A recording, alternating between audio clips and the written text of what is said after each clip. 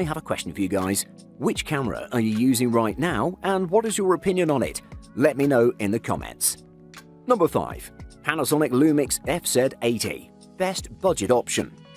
First off, we have a super special camera here that's great overall, but especially for video recording. The Panasonic Lumix FZ80. This camera has all the modern features that you might expect from a DSLR, and it delivers them exceptionally well. Versatile, easy to use, and great functionalities fitting the needs of even the most nitpicky users. This camera is packed with an 18-megapixel BSI CMOS sensor accompanied by the Venus Engine image processor that has done wonders.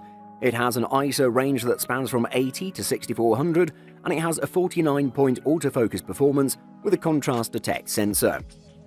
Video shooting is its most important feature though, as it features 4K video at 30 frames per second excellently.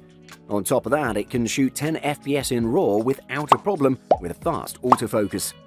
I've used this camera for about 3 weeks before coming to a verdict, and I can confirm it delivers ample fun. The 60x optical zoom was pretty interesting to use, and at this price point I didn't expect it. Video shooting capabilities were excellent as well, and in good lighting conditions you can take professional level photographs without a doubt. If you want to get going with photography and want a simple but capable package, the Panasonic Lumix FZ80 is perfect for you. Number 4. Panasonic Lumix FZ1000. Best for most people. As expected from Panasonic, the Lumix FZ1000 is a great bridge camera that provides high-quality images and videos for its class and gives you an amazing DSLR feel with a versatile 16x optical zoom without spending thousands of dollars. It may not be the cheapest option on this list, but every cent of this camera is justified thanks to its 20-megapixel 1-inch sensor that provides great image quality, and it offers 4K video and one of the first to do so in the bridge camera market.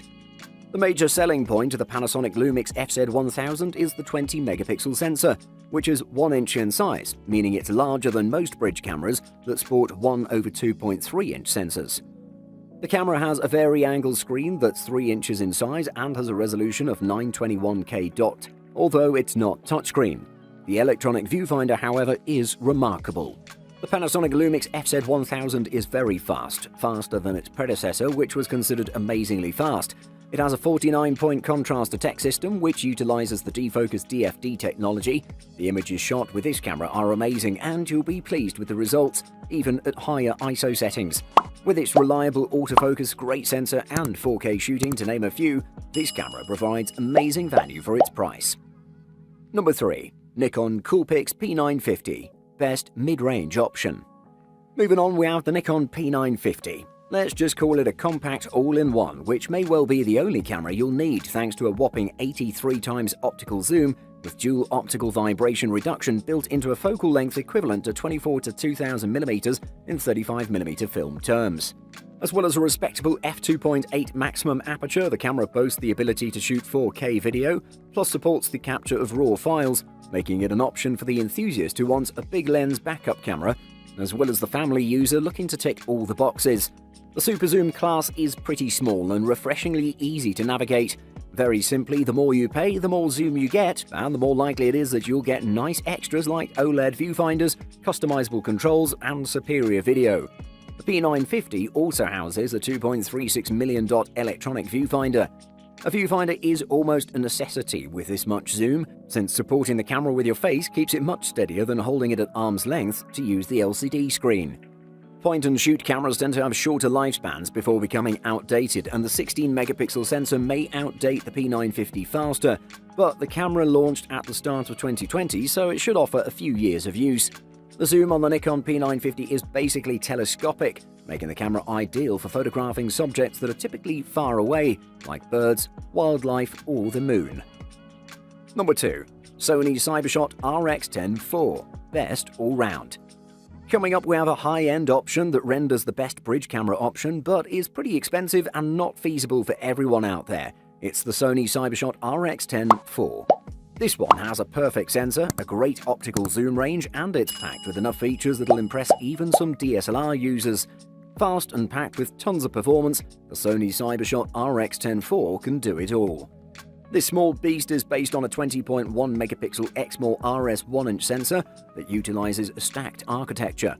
It also combines the features of the on-chip memory and image processing that implements high readout speeds in a great manner.